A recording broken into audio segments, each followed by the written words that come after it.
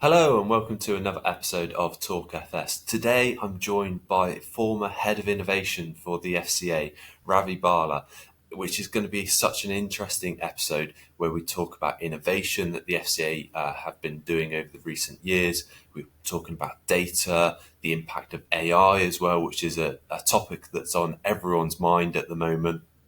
And then also moving into things like consumer duty, the impact that has, particularly on the mortgage industry, for example, and also what can businesses be doing to interact with the FCA and try and benefit from all the resources they have available. So, Ravi, welcome to the episode. And if you don't mind, give us a little bit of an insight into your background and what brings you to where you are in your career today. Yeah, thank you, Ryan, and thank you for inviting me here today. By way of background, I have around 20 years management experience, largely in financial services across industry consulting and the regulator, primarily leading large scale front to back transformation programs with a really strong focus on digital data, technology, risk, and regulatory components as well, and doing everything from strategy development through to operating model design, through to strategy and transformation, and execution into delivery. So by way of background, then I've worked for a lot of the major banks, including Barclays, Lloyds, LBG, also KPMG, and more recently the FCA. And having been the FCA's longest standing head of innovation for over 3 years, I've been keen to get back into industry with a stronger focus on strategy, transformation, and execution. So I'm actually doing multiple things, and it's turned into a bit of a portfolio. Primarily, I'm working for HSBC, leading large scale transformation programs, particularly with a strong technology focus, looking at everything from core banking to code modernization to future state architecture and design, and also operating as a strategic advisor as well to a number of organizations, including international regulators, some of whom I've worked with previously, as well as smaller startups as well, really just giving them a sense in terms of assessing their business models, what they should be doing, what they should be thinking about as well, and also continuing my research interests as well in regulatory innovation and AI, particularly with the University of Cambridge and my fellowship there. What a busy diary, hey? Thank you for fitting us in. No, that's okay. I mean, it's interesting, right? So working at the FCA and managing such a large department, right? It was a very high profile role, lots of responsibility, and your time is taken by lots of internal, external events, agenda items as well, right? So when you kind of move away from that, you realize actually how to become even more efficient than before, right? Because of having all that responsibility, people responsibility, and now moving into this new world, this new chapter. Yeah. And in terms of that role as head of innovation for the FCA, now if you talk to anyone within financial services, the FCA can easily be, talked about with frustration because obviously regulators are there to regulate. Then it's never seen as the place to help businesses do more business. It's how sometimes it's viewed as stopping them from doing business. I guess you may have come across people's perceptions of, as your role as head of innovation, how was the FCA innovating? Some it might be like a bit of an oxymoron, because large government regulators and stuff aren't known for innovating, but through your journey you did facilitate a lot of innovation. So give us insight into what sort of projects you oversaw during your time at the FCA. Yeah, and I just think as well, Ryan, on that as a starting point, right? For me, joining the FCA with a strong industry background, I certainly can understand that perspective, right, from an industry perspective. When you're seeing increased regulation, what does that mean in terms of your run and change portfolios? What does that do to your investment? How the impact that can have on your discretionary spend, right? So understanding that, I think, was really important, particularly in terms of engaging with the market in the role as head of innovation for the FCA. But I think in fairness, I think what the FCA has really aimed to do over time is to create mechanisms to have two-way open engagement dialogue with industry. And I think the firms who do get that fare better are the ones who proactively engage, right? So the FCA has really promoted and fostered that environment. Innovation is just one of those areas which it has done so, but across the FCA they have as well. So I think first of all it's important to understand, why does the FCA care, right? Why should the FCA care about innovation? And I think the first things first, and some people have a greater understanding than others, but the FCA is the UK's core regulatory conduct body in the UK, regulating over 50,000 firms, and its mandate is all around three things: preserving market integrity, protecting consumers, and promoting competition in the interest of consumers as well. And as we've seen as an industry overall, the industry has evolved. We've seen the infiltration of fintechs, big techs, software providers as well, both partnering and also competing with large incumbent banks. And the FCA has recognised that innovation is a positive driving force in ensuring that the FCA can fulfil its mandate. So not just around promoting competition, but if we have diverse business models as well, that ultimately gives consumers more choice, potentially at lower costs as well. And that also helps preserve market integrity. So what we really aim to do at the FCA and with the innovation agenda is to keep it really aligned with those three statutory objectives for the FCA. And broadly speaking, the way that we did this was kind of three things. The first was we had a set of market innovation services. Some of them are very well known, like the regulatory Sandbox, which we'll probably come on to a bit later. But essentially, those services were really designed and provided a range of services, including regulatory oversight, data for firms who don't necessarily have good access to data, and support for innovative business models businesses who wanted to understand how they could become, authorized, or where's their place within the regulatory perimeter. And this really allowed us to understand the trends influencing the FS sector as well, including areas such as AI, tokenization, open finance, for example. So that was the first area. The second was in terms of regulatory sprints. And, I must say as well, and particularly working at the FCA, it's such a prestigious organization and has such a unique mandate, so the ability to use its convening power to bring people together, it really does that to really great effect. So particularly in terms of bringing policymakers, innovators, incumbent firms, academics to design solutions to solve for industry-wide problems.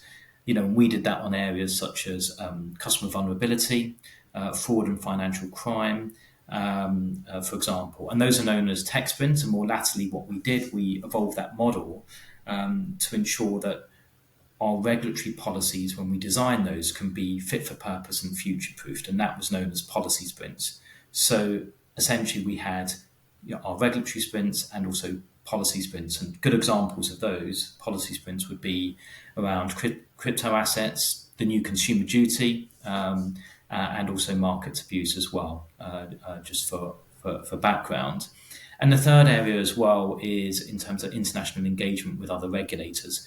And that engagement with other regulators from other jurisdictions really allowed us to understand how technology is impacting financial services in their jurisdictions, where are the commonalities, where are the differences, and what could we bring back over into the UK as well and learn back into the FCA. Definitely was a busy role, wasn't it, with lots of strands under your remit. And what interested me as one of the early parts you said there was from your experience, you felt a lot of the businesses who proactively chose to engage with the FCA would far often get more value from the organisation than if they just chose to bury their head in the sand and try not to engage. Is that something you saw firsthand? Yeah, I think just certainly more in general, right? So I think where firms are more proactive, they get a good handle on expectations, principles, rules, etc. More broadly than just in innovation, right? So particularly when it comes to effective supervision, right, and reporting based on compliance, risk and requirements, then you absolutely see those firms have a better handle on what those regulatory expectations are, and are able to comply more effectively. I think in innovation, certainly what we saw were that firms who came to us and were supported by us certainly were able to develop more effective propositions for the market. Some of those, particularly in terms of the startup world, those who potentially weren't authorized at that point and were in the earlier rounds of seed funding and series round funding, were able to obtain funding. And I think this was more of an indirect benefit, right? They were able to obtain funding at far greater levels and an increased likelihood as well. So we absolutely saw many examples of that as well. But I think from a firm's perspective, it does allow them to test in the market, and allows them to test, trial and error, iterate, improve as they go on to make their solutions as future-proofed as possible. They're then able to then obviously outline to their seniors in terms of the confidence level that this new product proposition in the marketplace is going to land a lot better. I mentioned as well around the secondary indirect benefit in terms of securing funding. And it allows us also to learn. It allowed us to understand their business models, where the market was at. And we certainly saw parallels between VC investment trends and what we were seeing within our innovation services. Yeah, because it's just as much benefit for the businesses to interact with you as the regulator, but also for you guys as the regulator. You were actively wanting the businesses to be chatting away with you so that you could learn what is it like in the trenches, where a business is wanting to move their propositions forward to, so that you could always be one step ahead and not feel like you're behind. So it's definitely that two-way benefit there, isn't it? Yeah, exactly. And that was always very intentional, right? So I think whilst there's always been an element of experimentation with what we were doing as a regulator in innovation, the intent behind the strategy of engaging with industry, and being intentional about that, has always been really consistent. And when you look at the international landscape of regulators, not all regulators do that or to that degree. So I think, and this is why the FCA has been very keen to outline that it's a pro-innovation regulator. Earlier on, you mentioned one of the most known innovation services was the regulatory sandbox. For those who don't know what the regulatory sandbox is, do you mind giving a bit of an overview of what that resource looks like and how it could benefit someone? Yeah. And there's various different guises of this, right? But in terms of what we offered more broadly, so we had two sandboxes. And the first is the regulatory sandbox, as you mentioned. We went live with that around sort of 2015, 2016 time. And that enables firms to test their business models in the market with live consumers. Secondly, we offer the digital sandbox, which is where we provide firms with synthetic data assets. So synthetic data which mimics real-world data, and allows those firms to test and validate their proof of concepts. Potentially they're at a much earlier stage of their life cycle. Perhaps it carries higher risk. So by providing artificial data, it allows them to reduce the risk of what they're doing and what they're testing. So really, in terms of that, the benefits are around, some of what I've said already, allowing to iterate, optimize those proof of concepts or propositions before going live with them.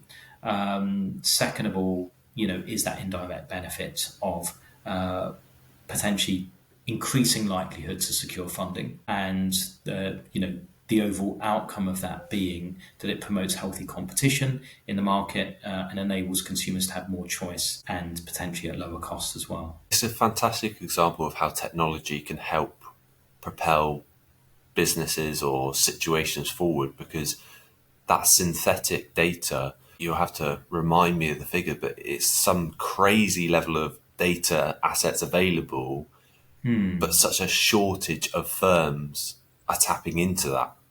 Yeah, exactly. And I think this is the thing, on reflection, I think that there is certainly an opportunity going forward for the industry, right? So I don't see this as being an FCA only responsibility. That's only part of it, right? But it's industry, it's trade associations, etc., who are part of that mix, could certainly identify new ways to be more effective when it comes to promoting it, right? So we have to, realize as well as an industry, these mechanisms that the FCA have are free. So if you could say to a business or an organization, if you want to have access to regulatory policy, legal experts, the ability to convene that all together to help you drive your business model forward and at zero cost to your business, why wouldn't you take up on that opportunity? So there's a marketing slogan for you there, perhaps, or something within that. But I think that, when you think about the challenges and constraints, particularly that startups have, not only with a case of, potentially lack of access or constrained access to data, but also constrained access to resources, funding, etc., then why wouldn't you? So when coming back to the start point, there are over 50,000 regulated firms. There's over around 3,000 fintechs, and yet when you look at what we did at the FCA, I think it's been fantastic. Overall, when you look at all of our firm support services, we received around 2,500 applications, have supported over 1,000 firms in the market, and that has been mentioned publicly as well before. So I'm not saying that for the first time, which is great on one hand, but when you look at the overall scale in the market, and then to your point in that question as well. So I think there's potentially some things within there. Yeah, hopefully can continue to get the promotion and the education that it deserves. Now, moving the conversation on to another piece that got mentioned earlier is you work regularly with other regulators from across the globe. That must be interesting to share insights with people in similar situations to yourself, but from different geographical locations with different situations, politics, but sharing those ideas. Talk to me more about that sort of global element you had in your career when you were at the FCA. Yeah, and that was a really unique experience for this as well. So the FCA, with a few other regulators as well, established what was known as the Global Financial Innovation Network, and it was essentially a body of international regulators who all had varying degrees of interest in regulatory innovation to bring them together to then share learned and best practice. And it was something that the FCA was proud to chair and drive forward, but also it was and is a very big commitment for the FCA, and it demonstrates the level of commitment that they have towards it. And I must say as well, an incredible team powering that organisation, that body within the FCA, not just there but across the FCA Innovation Department. But yeah, certainly was a unique experience chairing that body, which I did for 3 years, a body of over 90 regulators. It's one thing, sometimes getting people within one organisation to do things, but actually across 90, it was a challenge. But I think what I was keen to do in that was go from it being sharing best practice and knowledge. What is that? What does that mean? And actually taking that into something which has strategic priorities, which has clear outcomes and outcomes focus. And if you think about what I shared before around some of those sandboxes, how do you actually take something like that and actually bring that in to the international community and ensure that it develop tangible output for and outcomes for the international community? So what we did, we established 3 strategic priorities, which were all around ESG, AI, and crypto assets as well. But then we developed a set of work programs off the back of those, because those are very broad terms. What do they mean? How do they manifest themselves into something which is more executable? So to give you an example, one of those priorities being ESG, we took our regulatory sandbox model and we decided to create an anti-greenwashing tech sprint with a number of the other regulators involved to co-create and design solutions with industry to mitigate the risks against greenwashing, with a number of solutions which have been brought to market. So that's just one of a number of examples, because there can be connotations, particularly with public bodies having these types of things, but we were really meaningful with around ensuring that it had clear strategic priorities and that it drove towards a set of deliverables and outcomes. Fantastic. So that was really insightful in terms of trying to bring everyone together. I imagine you had to bear in mind, language barriers, time zones, and that's the proof of the world of interconnectedness now. But also imagine those fundamental things also needed to be taken into consideration as well for you.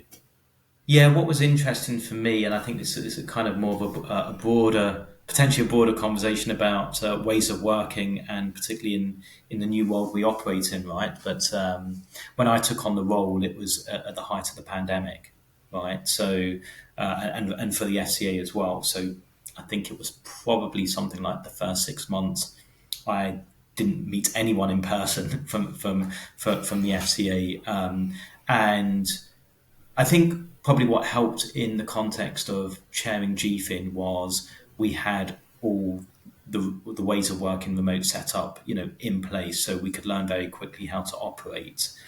And then, as we came out of the pandemic, we then layered in various face-to-face meetings or bilaterals, and being really purposeful about that, and having an annual AGM that we held. So yeah, there were ways and means around it, but we certainly had to be mindful of time zones, potentially cultural differences as well, etc. So yeah, but it was really enriching, a great experience as well, and I genuinely believe that both the FCA and GFIN created some really meaningful output and outcomes for the industry and the global industry as well. Be really interesting to see how they potentially capitalise upon that going forward. I think when we look at what other jurisdictions are doing, particularly in Singapore, with the Monetary Authority of Singapore, and not just recently, I would say, just with the wealth of investment that they have behind them as a country, some of the mechanisms that they've established, partnerships they've established with other regulators, with other institutions, they are certainly ones to watch. They've now established a technology body out there connected with the regulator. So how that interplays with this organisation, that will be interesting to see. So but I certainly see Singapore particularly are ones to watch in the regulatory innovation space.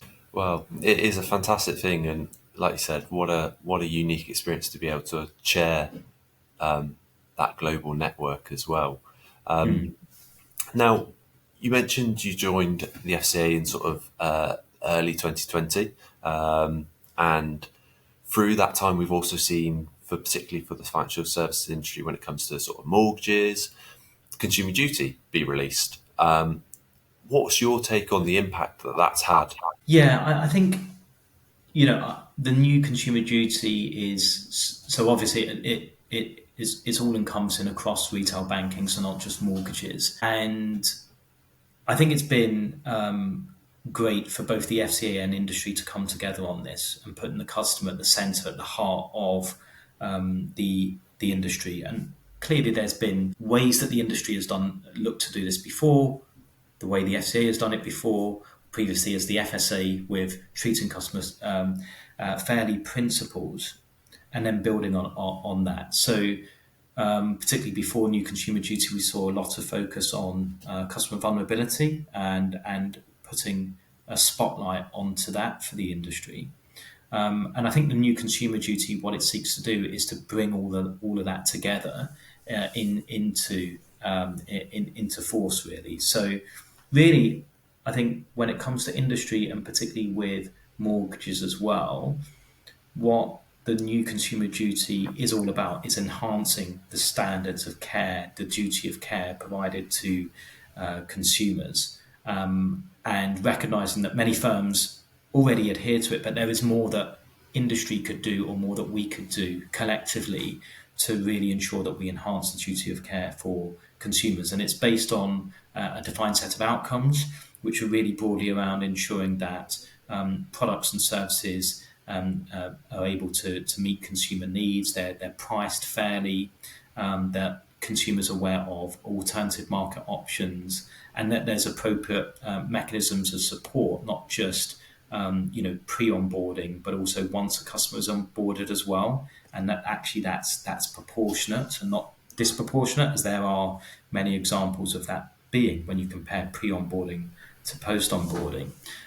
So really, I think what's exciting about the new consumer duty is it really is truly designed to be customer-centric in nature and to be measurable as well, both from the regulated perspective, but also the regulated firm.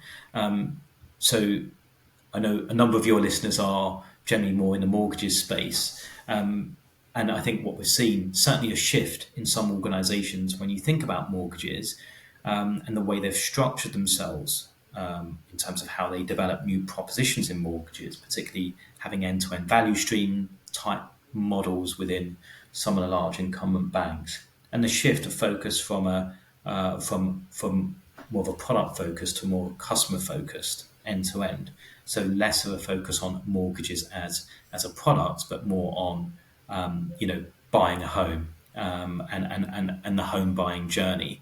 But I think, again, there is an opportunity to go much deeper when we think about the connected needs to those. So what are truly the desires of consumers within that? And there's certainly going to be multifaceted, right? So I have a desire to buy a new home, or maybe I have a young family and want to move into a particular area, perhaps a particular school catchment area, which tends to get quite highly emotive, right? So understanding the needs far deeper than mortgages, or even far deeper than home buying. What's connected to that? What are those connected needs? So we need to be less generic and more specific around that. And when you think about mortgages, what are the rates, and why do we have those rates? Right? How do they compare to competitors? And interestingly, a speech more recently by the FCA on the new consumer duty outlined that firms merely doing a Google shopping search on what competitors are offering is not sufficient or robust. Right? So I think that there is certainly a lot more focus, attention, rigor, which industry will need to apply when it comes to thinking about the new consumer duty and how that plays out, not just for mortgages, but when you think around other product sets across a retail banking organisation. Yeah, like you said, getting the mortgages far deeper than that, isn't it? And I guess the FCA's impact of the consumer duty is well known, well felt within the financial services industry as a whole. Like you said, it covers far more than just mortgages, financial planning, banking, all types of loans and everything like that. But I don't actually feel like the general public know that the FCA have done this to keep the consumer at heart as much as they probably should. When it's forcing firms to bear in mind that it's part of a bigger picture, consumers probably don't realise that all that protection is being put into place for them. And so that's possibly an area that, is a very big topic in itself, but maybe needs addressing at some point. And how you do, I have no idea. That's far beyond my knowledge and skill set, but that needs to be articulated to the consumers as well as to what everyone's trying to do for their benefit. Yeah, that's a really important point, I think, just around kind of consumer awareness around what is going on and how it might impact them, particularly in terms of this. It's a really positive impact on them, particularly around consumer protection. I think I've certainly seen organisations be quite prominent around what they're doing around the new consumer duty. It would be interesting to see if you did some more generic surveys around consumer awareness of the new consumer duty, how that would play out. But I think coming back to one of my original points around the new consumer duty being customer centric as well as being measurable through data, that is the intention of the FCA with the new consumer duty, which is how do you measure the effectiveness of this, right? So it's all around measuring, things like the level of complaints which go to the FOS, for example. It's also, using their existing mechanisms through practitioner panels, consumer panels, surveys, etc., industry surveys, which they do on a periodic basis to measure the health of the financial services industry from a consumer perspective. Yeah, wow, fantastic. That's really beneficial insight there. Now, another string to your bow is you're an honorary fellow of the Cambridge University, or University of Cambridge, as I probably should say. Now, that must be a massively insightful experience for you as well. You talked about the FCA being one of the most prestigious organisations. Well, Cambridge Uni is very much a household name as well. So to be an honorary fellow of that must be such a door opener for you and such access to wonderful conversations. How did you get into that position as an honorary fellow of them? Yeah, I mean, it's good. It's a good question. So for me, it was actually originally through a partnership that we had established at the FCA with the University of Cambridge. And I must say, it's not just the University of Cambridge. We found this with other universities as well. But there is certainly more of a drive and desire to form public-private partnerships, and actually the value of linking academia into industry and vice versa. So I think we're seeing far more in that space. There's far more to go. But I think what Cambridge benefits from is particularly with its focus on startups and even geographically around Silicon Fen and the work that is going on there, particularly not just business, but engineering and their technology areas as well. They've got access to some great resources there.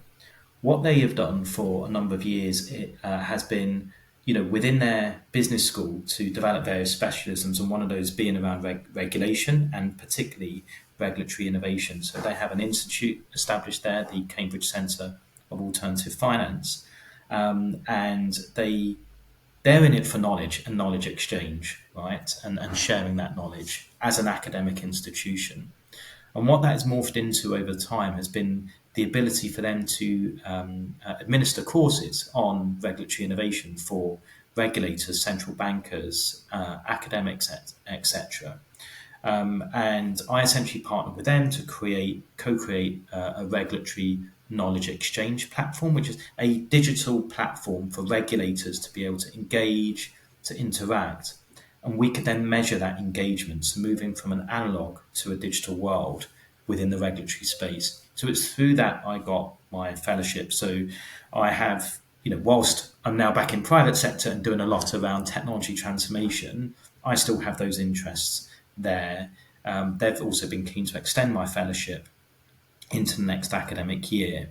So I'm very much focused on the regulatory innovation agenda, but also in terms of AI, and particularly around frugal AI as well. I'm due to be presenting there next week, actually, focused on that. And that is all around, in a world where there are constrained resources that we naturally live in, how can you make the best of public utilities, right? So in a space of AI, where you might have constraints from a cost, resource, even environmental perspective, because I think we're waking up to the fact that there is that environmental drain when we invest more into increased computing power and storage. What are the mechanisms that we have? So that's my angle on it, and some of the things that I'll be talking about into next week, and potentially we'll share wider from there. But to your point, it is fantastic. It's a great privilege to be able to be part of that community, to be interacting with minds like that there. So it's a real blessing, to be honest. Well deserved as well. You don't get to that position without doing all the foundations prior to that. So well done. Now, this leads us on to a nice way to sort of to wrap up our episode today, which is a question I always like to ask is, what's one of the best pieces of advice or best lessons you've experienced? Yeah, I think one of the best piece of advice, and I would actually say that I have put this into practice as well. So I have a number of mentors and those that I certainly engage with and quite close with, and it was probably around about maybe 5 years ago. One of my mentors, who I had worked with for a brief period, very senior guy, still is, and we were talking about career and career direction, and he sort of likened it to, I remember him drawing it out to a dartboard with a target. And he said, your career is a bit like a dartboard where, you may have a target, but actually your journey to that is not, necessarily smooth, therefore. And I think there's been a lot built on that now in terms of, different types of career paths, squiggly careers, etc., etc. So I think that there are certainly parallels like that. But the way he drew it out was kind of lines which kind of go forwards, backwards, but back a few steps, along, sideways, etc. So we certainly had a discussion about that there. The advice was really around, there will be times in life where you are having or want to, for various reasons, take a sidestep or to step back or to make a sideways move. But actually there is real purpose behind that, and that doesn't stop you from reaching that target that you have. Or maybe that target evolves over time. Certainly that is something that I have experienced and learnt on the way, and particularly where you may have, not every role is going to give you everything, right? There are certain roles which will give you more one thing than the other. So certain roles might give you more people management than more matrix management, and perhaps you might want to flip between the two. And I certainly have in my career, and found that very beneficial in that way. So that's probably the thing that I hold probably closest in terms of that career advice. Keeping that target in mind, but also allowing yourself to find a natural path as well that isn't always one step in front of the other, like you're saying. It's sometimes it's to the side, sometimes it's backwards, but actually over a long period you will go far further forwards than constantly hitting your head against the wall trying to go. There's an element of patience there as well. And I think within that there is something around being holistic around that, right? So your career is only one part of your life. There are other aspects of your life.